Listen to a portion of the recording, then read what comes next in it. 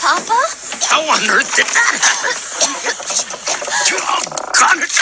Are you all right, Papa? I'm about ready to give up in this hunk of junk.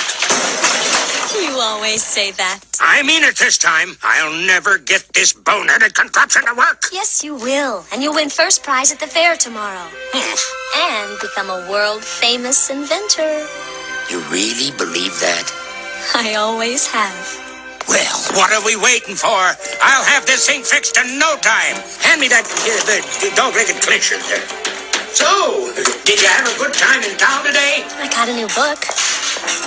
Papa, do you think I'm odd? My daughter? Odd? Huh. Where would you get an idea like that? Oh, I don't know. It's just that I'm not sure I fit in here. There's no one I can really talk to. What about that Gaston? He's a handsome fella. He's handsome, all right. And rude and conceited and... Oh, Papa, he's not for me. Well, don't you worry.